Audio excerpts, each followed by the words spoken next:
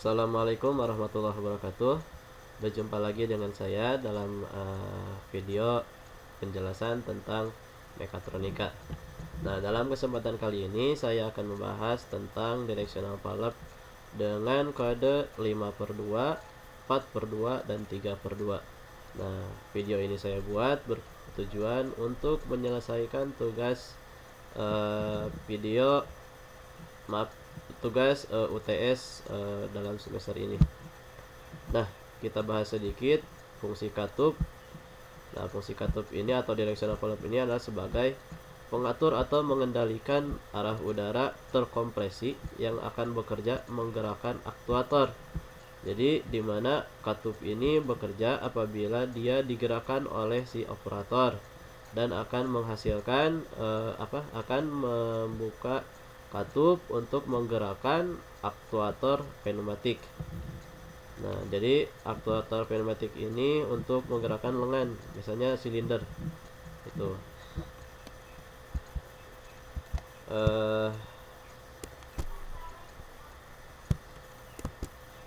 Nah, katup pneumatik ini kita bahas sedikit. Katup pneumatik ini diberi nama berdasarkan pada atau memiliki kode yang memiliki arti. Ini yang pertama, jumlah saluran atau kerja pot. Yang kedua, jumlah posisi kerja. Dan yang ketiga, jenis penggerak katup. Nah, jumlah lubang saluran kerja pot ini yang berarti dia memiliki berapa lubang untuk saluran masuk dan saluran keluarnya. Nah, bisa kita lihat dari gambar, dia memiliki 5 saluran, yang 1, 2, 3, 4, dan 5. Ini memiliki arti berarti 5 saluran lubang, dan pot atau kerja atau ruang kerja itu memiliki 2, yaitu 1 dan 2. Maaf, ini yang jumlah kerja, posisi kerja. Jadi ada 2, yang A dan yang B. Terus yang selanjutnya, jenis penggerak katup. Jenis penggerak katup ini ada 3. Yang pertama, jenis penggerak katup manual atau kita kendalikan secara manual. Yang kedua, jenis yang manual atau push button. Atau yang kedua ada yang secara elektronik, atau dimana digerakkan menggerakkan katupnya itu secara elektronik dengan daya dengan elektronik biasa dengan solenoid. Yang ketiga ada push button dengan push button. Nah, kita bahas yang pertama, yaitu katup 3/2. Nah, katup 3/2 ini memiliki 2 jenis.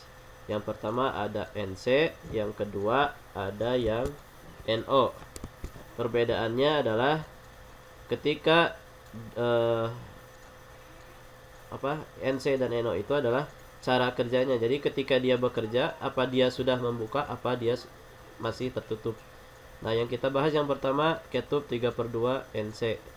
Dimana katup 3/2 NC ini dia bekerja apabila tuas ini digerakkan ke dalam, maka otomatis akan membuka saluran untuk memasukkan udara bertekanan ke arah pneumatik silinder. Nah, ketika dia belum bekerja, ini saluran ke pneumatik silinder ini akan keluar. Tidak ada tekanan yang masuk ke sini, melainkan udara yang makan di sini akan keluar melalui ke nomor 3. Nah, ketika dia bekerja, dia ditekan, dia dimasukkan ke sini, maka dia akan membuka saluran untuk masuk ke pneumatik silinder. Nah, dan saluran nomor 3 ini akan tertutup.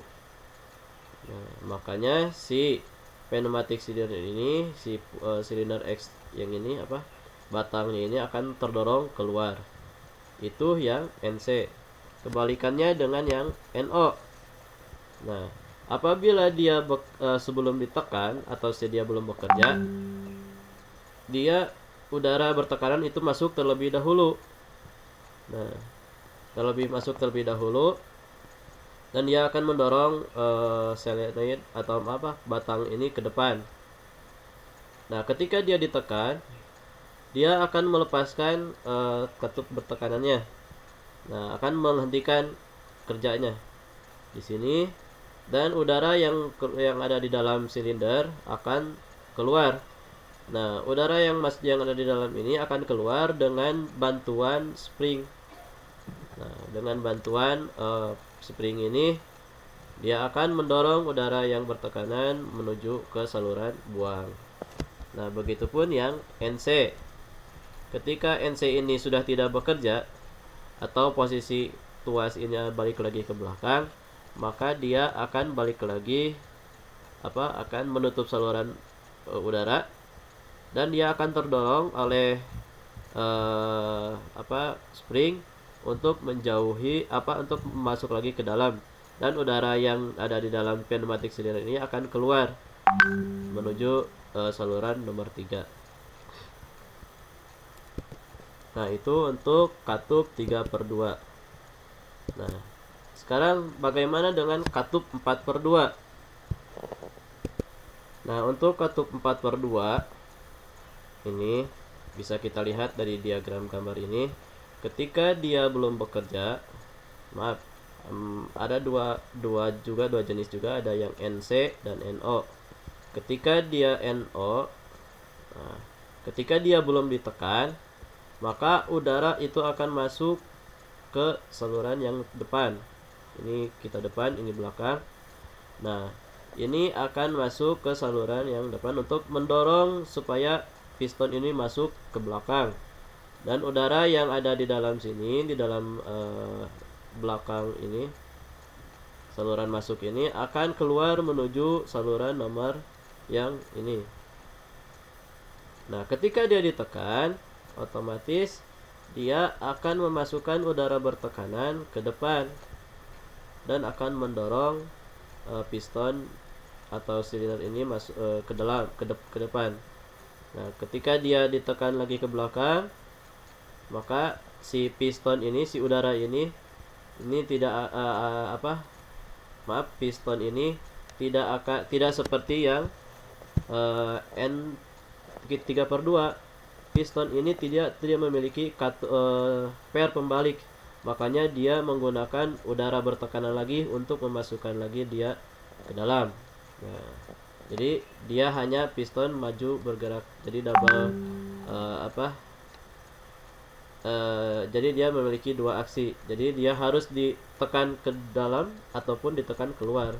Jadi ketika dia tidak masuk lagi, ketika dia bekerja apabila dia mendapatkan tekanan lagi dari udara bertekanan. Jadi dia ketika dia ingin keluar digerakkan ke depan, dia harus ditekan ke sini.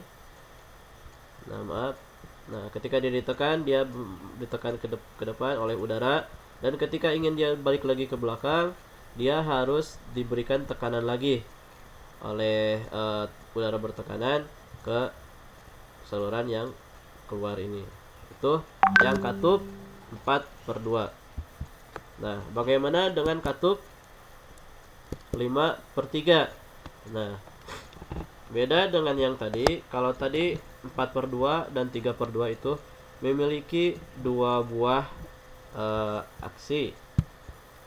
Nah, untuk katup 5/3 ini dia memiliki 5 buah pot atau 5 buah lubang dan 3 buah 3 buah perubahan posisi, dimana posisi ini dia pada saat dikerjakan dia harus menahan dulu atau mematikan dulu tekanan. Nah, untuk mencegah udara dari 1 masuk ke 4 atau masuk ke 2. Nah, dia memiliki 3 buah arah kerja, dimana 3 buah ini sama seperti yang di katup 4/2, dimana dimana silinder pneumatik ini dia tidak memiliki per pembalik. Nah, bagaimana cara kerjanya? Nah, kita bisa lihat, saya besarkan dulu. Nah, ketika dia bekerja, nah, ketika udara itu dimasukkan ke nomor 1, nah, ketika yang di sini udara masuk ke lubang nomor 1, dia tidak akan bekerja. Nah, tetapi ketika dia diberikan geseran ke sebelah kanan. Nah, ini ketika tuas digeser ke sebelah kanan, dia akan masuk ke saluran nomor 1, masuk ke nomor 4, dan masuk ke lubang masuk. Nah, dia akan mendorong piston ke depan, dan udara yang ada di ruangan ini akan keluar menuju ke saluran nomor 2 dan ke nomor 3. Nah, ketika dia sudah tidak bekerja atau ingin membalikan lagi posisi piston ini ke belakang, maka dia harus menggeserkan tuas yang ini, yang sebelah tuas ini MB2 ini untuk ditekan ke arah nomor 1. Jadi ketika dia dia ditekan lagi ke sebelah kiri, udara dia akan masuk ke lubang nomor 1, ke nomor 2, masuk ke lubang buang ini, dan mendorong piston ke belakang. Dan dia akan menuju ke lubang nomor 4 dan nomor 5, udara yang tadi yang ada di sebelah sini. Nah, begitu seterusnya. Jadi ketika dia bekerja, dia dituas ke sebelah kanan, dia akan masuk ke lubang nomor sini, dan dia akan membuang udara yang ada di sini. Dan ketika dia sudah tidak bekerja atau ingin membalikannya lagi ke belakang, kita harus membalikan tuas ini ke sebelah kiri dan akan memberikan udara tekanan ke lubang pembuangan lewat nomor 1 dan nomor 2, dan akan membuang udara yang ada di ruangan sebelahnya ini ke lubang nomor 4 dan nomor 5. Nah, mungkin penjelasan saya cukup sekian. Mohon maaf apabila banyak kekurangannya. Billahi taufiq wal hidayah. Assalamualaikum warahmatullahi wabarakatuh.